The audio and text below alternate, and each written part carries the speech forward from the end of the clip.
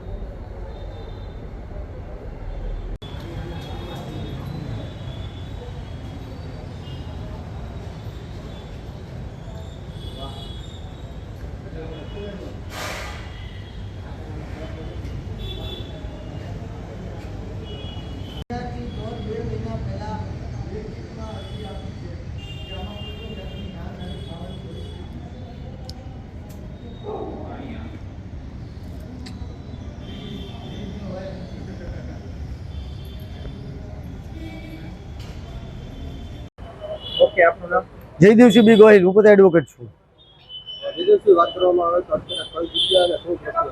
આ ભાવનગર નગીનદાસ શાહ વાણિજ્ય ભવન છે, ભાવનગરનો હાટ કહેવાય, હૃદય કહેવાય એ વિસ્તાર છે, જેની અંદર આ મહાનગરપાલિકાનું શોપિંગ સેન્ટર કયો તો શોપિંગ સેન્ટર છે, જેની અંદર જીબીના તદ્દન બેદરકારી છે। મેં છેલ્લા 2-4 મહિનાથી એમને અરજી કરેલી છે કે ભાઈ મીટર બદલી આપો, વાયર નીચે છે, જાનહાની થાય છે, કારણ કે વરસાદનું પાણી તમામ અહીંયા જાય છે, એના હિસાબે મોટું શોર્ટ સર્કિટ થાય અને શોર્ટ સર્કિટ થાય તો મોટો આગ લાગે એમ છે અને જાનહાની થાય એવી છે, પણ તેમ છતાં પણ હજી કોઈ નથી આવ્યું। જીબી વાળા માત્ર પોતાનું બિલ ઉઘરાવવા આવે છે, 8 દિવસની અંદર ન ભરો તો તમારું કાપી જવા માટે આવે છે, પણ તમારી કમ્પ્લેન નોંધવા માટે આજ સુધી નથી આવતા અને નથી કરતા। જાહેર જનતા પબ્લિકને હેરાન કરે છે, ગરીબ માણસોને હેરાન કરે છે, કાયદાના વિરોધમાં લાઇટ બિલ કનેક્શન કાપે છે। મેં થોડી વાર પહેલા ફોન કર્યો હતો, થોડી વાર પહેલા નહીં, 1 કલાક ને 5 મિનિટ પહેલા ફોન કર્યો હતો અને કીધું કે હજી વાર લાગશે। પછી પાછો કોલ બેક કર્યો કે ભાઈ હજી તમે આવો, મીટર નીચે પડ્યું છે, તમે કે હું હવે કમ્પ્લેન બીજે કરી જોઉં છું, એની પાસે ટાઈમ મળશે કે એનું કામ બીજું હશે કે પતાવીને આવશે। મેં કીધું એને જાનહાની થાય એવી પરિસ્થિતિ છે, આપ પણ જોઈ શકો છો, પણ તેમ છતાં પણ હજી કોઈ આવ્યું નથી જીબી વાળા।